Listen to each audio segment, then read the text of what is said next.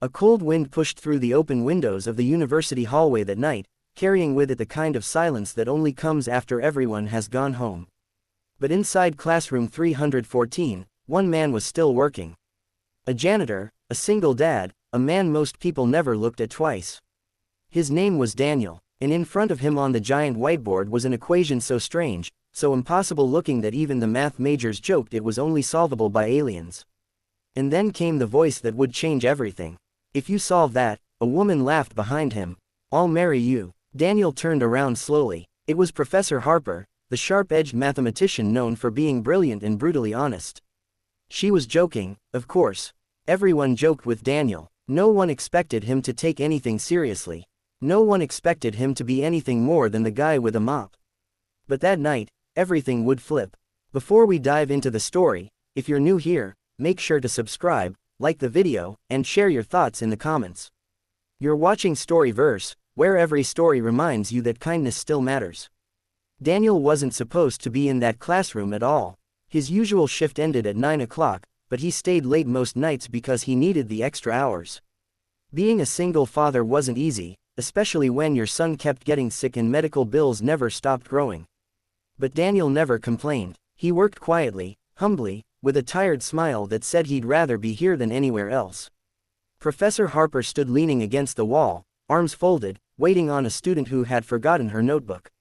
She didn't expect anyone to be there, especially not Daniel staring at an equation like he was studying it. "What's that look for?" she asked, half teasing.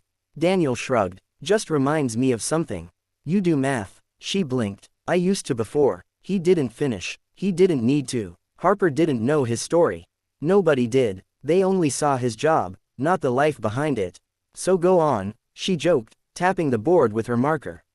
"Solve it, and I'll walk down the aisle with you." Daniel leaned forward, reading the symbols carefully. Something inside him changed. His eyes sharpened. His posture straightened. Harper saw it, too. This wasn't the slouched janitor who swept floors. This was someone else, someone who used to belong in rooms like this. "You really want me to?" Daniel asked quietly. Harper smirked. "Sure, knock yourself out." He picked up the marker. What happened next made her heartbeat stumble. His hand moved quickly, confidently, drawing shapes, flipping variables, reorganizing chaos into order. Minutes passed and Harper's smile faded. Then her jaw dropped. "No way," she whispered.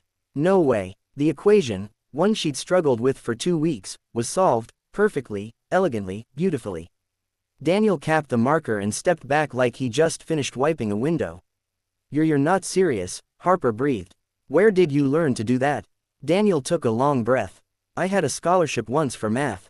I was supposed to finish college, but then my wife got sick. I dropped out, worked whatever job I could to keep the family going.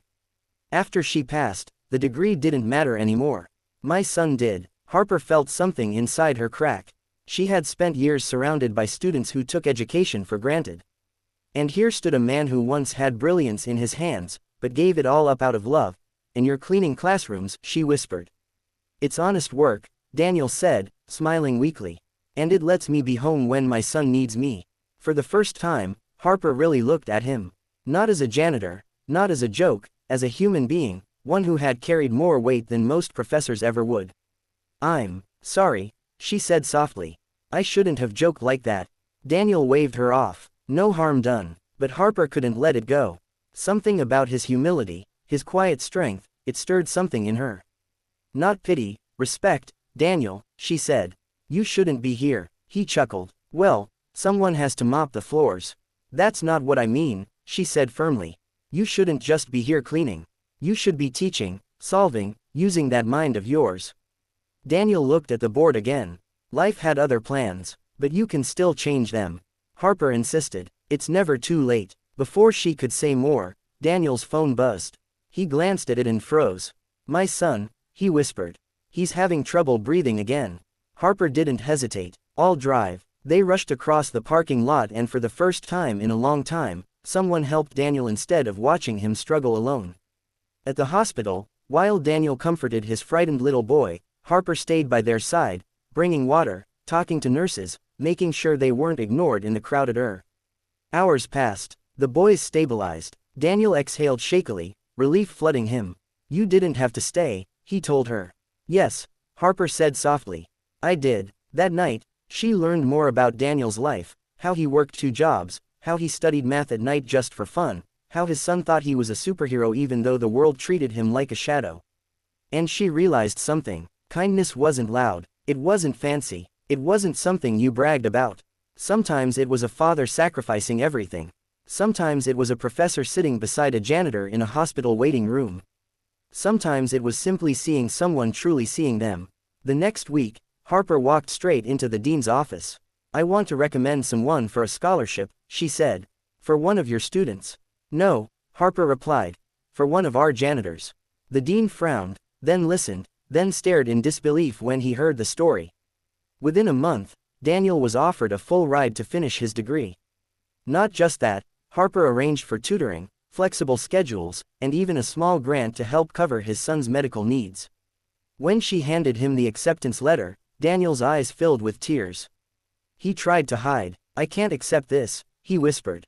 Yes, you can, Harper said, because you earned it, and because kindness comes back when you least expect it. Daniel hugged his son tightly, overwhelmed. Harper watched the moment with a warm smile. She didn't joke about marriage again. She didn't need to. What they built was something far deeper. Trust, respect, and the kind of friendship that changes lives.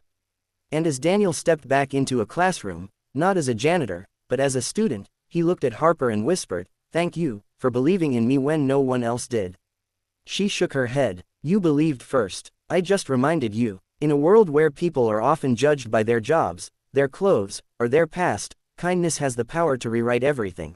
One gentle act, one moment of seeing someone's worth, and sometimes one impossible equation. So, as you go about your day, remember this. Kindness doesn't need a degree, a title, or a spotlight. It just needs a heart willing to care. And when you choose kindness, you might just change a life, including yours.